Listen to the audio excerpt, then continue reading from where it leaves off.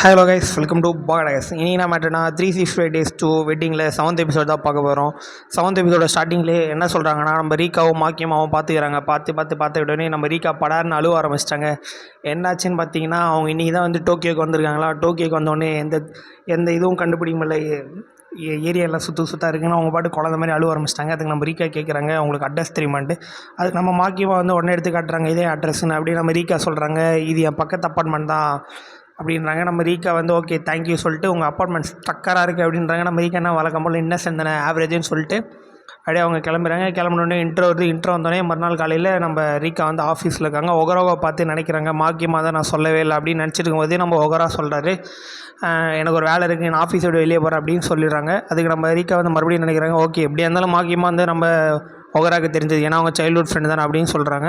அப்படியே அந்த சீன் முடிஞ்ச உடனே அப்படியே ஈவினிங் கட்டாங்க ரீகா நடந்து போகிற மாதிரி. ரீகா நடந்து போயிட்டு அப்படியே மாக்கியம்மா எப்படியாப்பட்ட கேரக்டர்னு யோசிச்சுக்கிட்டு பாஸ்ட்டில் நம்ம ஒகராக மண்டையை பிடிச்சி இப்படி தேய்ப்பாங்களே, அதை ரீவைண்ட் பண்ணி பார்த்துட்டு அப்படியே போயிட்டுருக்காங்க. ஒரு கிளாஸ் மேக்கர்னு சொல்லிட்டு அந்த விசிட்டிங் கடை பார்க்குறாங்க. ஏன்னா அவங்க நேற்று பார்க்கும்போதே சொல்லிட்டாங்கல்ல, இந்த இடத்துல தான் நான் ஒர்க் பண்ணுறேன், ஃப்ரீயாக இருந்தால் வந்து பாருங்கண்ணா. ஓகே அப்படியே அவங்க என்ன பண்ணுறாங்க, நம்ம ரீகா வேலை செய்யறதெல்லாம் பார்க்குறாங்க. ஓனர் வந்து என்ன சொல்கிறாங்க, பார்த்து பொறுமையாக செய்யின்னு சொல்லிட்டு இருக்காங்க. நம்ம ரீகா அப்படியே எட்டி பார்க்குறாங்க, மாக்கியமாக வேலை செய்கிறத பார்த்துட்டே இருந்தோடனே ஒரு கிளாஸில் செஞ்சு முடிச்சிட்டோடனே நம்ம ரீகா அதை அப்படியே அங்கேருந்து கிளம்புறாங்க. படார்னு பார்த்தா நம்ம மாக்கியம்மா தண்ணி குடிச்சிட்டு வெளியே வந்துட்டாங்க. ஐயோ, ரீகாக்கு ஒரே ஷாக் ஆகிடுச்சு.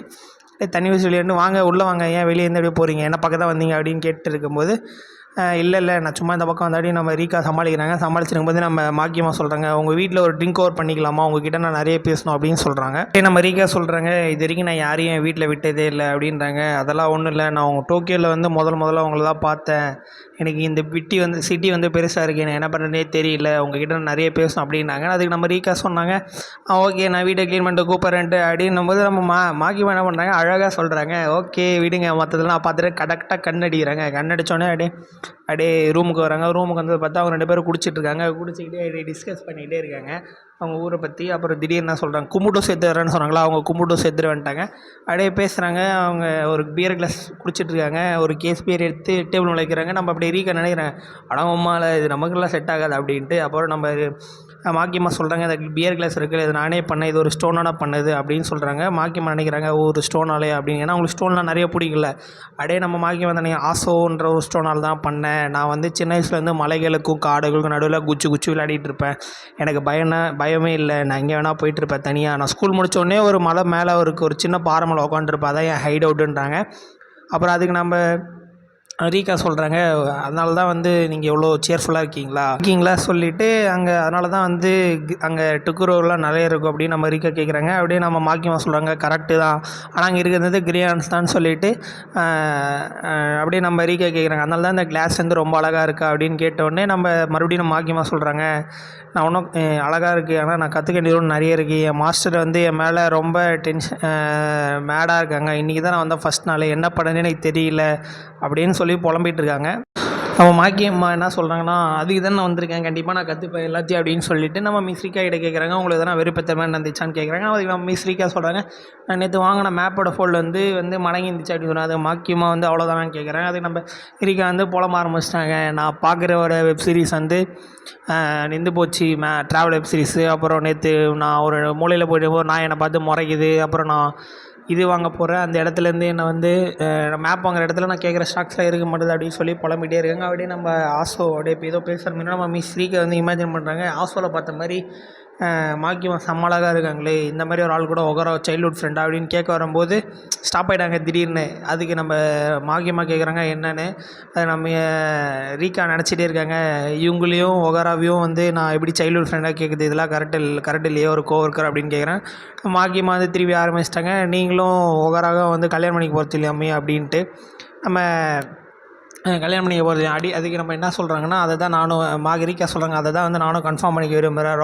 ஒகாராக்கு வந்து பிடிக்கலாம் ஸ்ட்ரைட்டாக என்கிட்ட வந்து சொல்லியிருக்கலாம்ல அப்படின்னு சொல்கிறாங்க. ஒகாரா எப்பவுமே இப்படி தானே அப்படின்னு கேட்டிருக்கும்போது நம்ம மாகிமா வந்து சொல்கிறாங்க, இல்லை ஒரு நாள் நான் சொன்னல சீக்ரெட்ஸ் பட்டுன்னு அதுக்கு டகோ சேனல் அதான் நம்ம ஒகாரா சொல்கிறாங்க. வந்து நான் வந்திருக்கும் போது நாங்கள் ஜாலியாக விளையாடி இருக்கும்போது இருட்டாயிடும் போது நான் பயந்து அழுந்துட்டேன். அப்புறம் ஒரு மின்மினி பூச்சி காட்டி என்னை சரி பற்றிட்டு மறுபடியும் தைரியமாக வீட்டுக்கு கூப்பிட்டு போனோம்.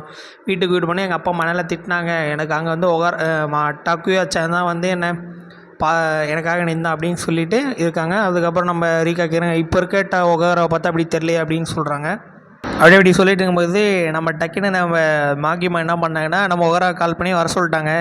அப்படியே நம்ம ரீகா கிட்ட சொல்கிறாங்க, உங்களுக்கு என்ன வேணுமோ நான் ஒகாரா கால் பண்ணி வர சொல்கிறேன், நீங்கள் அவன்கிட்ட கேட்டுக்கோங்கன்னு சொல்லிட்டு குடிச்சிட்டு அப்படியே உளறிட்டு இருக்காங்க. அப்படியே நம்ம மாகிமா வந்து ஒகாரா கால் பண்ணி, ஹலோ நான் நாவோ பேசுகிறேன், டக்கு நீங்கள் ரீகா ஒன்டே தான் வந்து கிளியர் பண்ணிடுமா அப்படின்னு சொல்லிட்டு பேசியும் போது படார்னு விழுந்துட்டாங்க.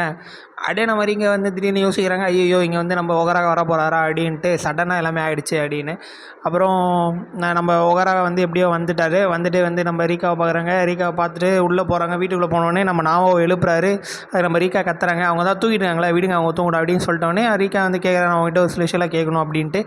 என்ன கேளுங்க நம்ம ஒகாரா சொல்கிறாங்க. அதுக்கு நம்ம ரீகா வந்து கேட்குறாங்க, நீங்கள் ஹாஸ்டலில் ஏதோ சொல்லணும்னு நினச்சிங்களே, என்ன சொல்லணும்னு நினச்சிங்க நீங்கள் நைட்டு அப்படின்றாங்க. அப்படியே நம்ம ஒகாரா வந்து என்ன சொல்கிறாரு, என் கூட வாக்கிங் வந்ததுக்கு ரொம்ப நன்றி அப்படின்னு சொல்லிட்டு அப்படியே முடிச்சிட்டாங்க. அப்புறம் நம்ம திடீர்னு நம்ம ரீகா இமேஜின் பண்ணுறாங்க, அவ்வளோதான் நான் தான் தேவையில்லாமல் தப்பாக நினச்சிட்டேன் அப்படின்றாங்க. அதுக்கு நம்ம ஒகாரா சொல்கிறாரு, நான் வந்து சின்ன வயசுலேருந்தே வளரணும்னு நினச்சேன் அவ்வளோதான் அப்படின்றாரு.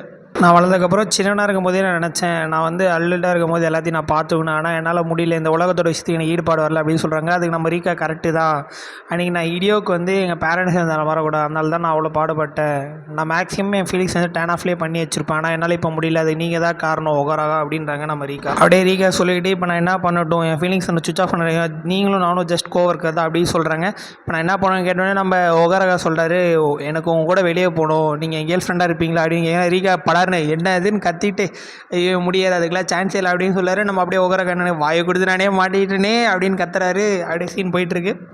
அப்படியே வாய் கொடுத்து மாட்டேன் அப்படின்னு நினச்சிட்டு போது நம்ம ரீகா சொல்கிறாங்க, நான் இவரை பற்றி கம்ப்ளைண்ட் பண்ணச்சு ஒரு புதுசுங்க டேட்டிங்லாம் சொல்கிறாரு, என்னால் இது கம்ப்ளைண்ட் பண்ணிக்க முடியல, ரியல் லைஃப்பில் என்னால் இது ஏற்றுக்கவே முடியல அப்படின்னு 2 பேர் கத்திக்கிட்டே இருக்காங்க. அப்படி நம்ம ஒகாரா நினைக்கிறாரு, அவருக்கு ஆல்ரெடி என்ன பிடிக்காது, இதுக்கு மேலே எப்படி நான் பக்கத்துலேருந்து ஒர்க் பண்ணுவேன் வேலை பார்ப்போம் அப்படி யோசிச்சுட்டு இருக்காரு. அப்படியே நம்ம ரீகா வந்து எனக்கு லவ்வில் டேட்டிங்கில் இன்ட்ரெஸ்டே இல்லையே அப்படி பல்ல கடிச்சு யோசிச்சுட்டு அவங்க ஃப்ளாஷ்பேக் வராங்க. சின்ன வயசில் வந்து கொக்கரக்கோ மேப் பார்த்துருக்காங்க. அப்போ ஒரு பையன் வந்து பார்க்குறான். அப்படியே திடீர்னு அவன் ஏஞ்சி போயிடுறான். அடுத்து வந்து ஒரு பெரிய பையன், நீங்கள் லைப்ரரியில் லெட்டரை பார்த்தீங்களா கேட்டது, பார்த்தேன்னு சொல்கிறாங்க. அப்படியே திடீர்னு நம்ம ரீகா யோசிக்கிறாங்க, நான் வந்து என் லைஃப்பில் லவ்ன்ற விஷயம் நான் நினச்சி கூட பார்த்ததுலேயே, நான் ஒருத்தர்கிட்ட கூட இன்ட்ராக்ட் ஆனதுலேயே இதில் என்னால் ஹேண்டில் பண்ண முடியாது அப்படின்னு சொல்லி மனசுக்குள்ளேயே நினச்சிட்டு இருக்காங்க. திடீர்னு நம்ம ஒகாரா வந்து என்ன இவன் சைலண்ட்டாக இருக்கா அப்படின்னு நினைக்கிறாங்க. நம்ம ஒகாரா மறுபடியும் அதே தான் பாஸ்ட்டில் யோசிச்சுட்டே இருக்காங்க. திடீர்னு அப்படியே நான் என் பாஸ்ட்டில் ஒரு வாட்டி இப்படி தான் வாய்ப்பு இறந்துகிட்டே இருக்கேன் அப்படின்னு நம்ம நினச்சிட்டு இருக்காங்க ரீகா. அப்படியே நம்ம ஒகாரா வந்து கடந்த 10 நிமிஷமாக இப்படி தான் இருக்கா இவ, எதனா சொல்லணும்னு சொல்லிட்டு அப்படியே பேக்ரவுண்டு என்னால் இதுலேருந்து தப்பிக்கணும்னா ஒரே வழி நாவோ தான் எந்திரிக்கணும் அப்படின்னு நம்ம ஒகாரா நினைக்க, ரீகா அதே நினைக்கிறேன், மாக்கிமா எந்திரிச்சு அதுலேருந்து என்னால் தப்பிக்க முடியும் அப்படின்னு நினச்சிட்டு இருக்காங்க. 2 பேரும் அவங்க டென்ஷனாக தாங்க முடியலன்னு அப்படியே கத்திக்கிட்டே இருக்காங்க. கத்திக்கிட்டே இருந்தோடனே திடீர்னு 1:50 கட்டினாங்க. 1:50 அப்படியே நம்ம என்ன பண்ணார், ஒகாரா வந்து நான் மாக்கியமாக தூக்கிட்டு வந்துடுறாங்க. மாக்கியமாக அப்படியே சொல்கிறாங்க, என்னால் இது மேலே சாப்பிட முடியாது அப்படின்ட்டு. நல்லா இருந்துச்சு காமெடியாக. அப்படியே வந்து தூக்கிட்டு வந்துடுறாங்க. அப்படியே நம்ம ஒகாரா வந்து காட்டுறாங்க தூக்கிட்டு போகிற மாதிரி, நான் மாக்கியமாவை ஓகே என்னால் முடிஞ்சதை நான் பண்ணிட்டேன் அப்படின்றாரு. அவ்வளோதான். எபிசோட் 7 முடிஞ்சிச்சு. நம்ம எபிசோடு 8 அப்புறமா பார்க்கலாம். Tata, see you guys. மீண்டும் உங்களை சந்திக்க இப்படிக்கு பகா டாகஸ்.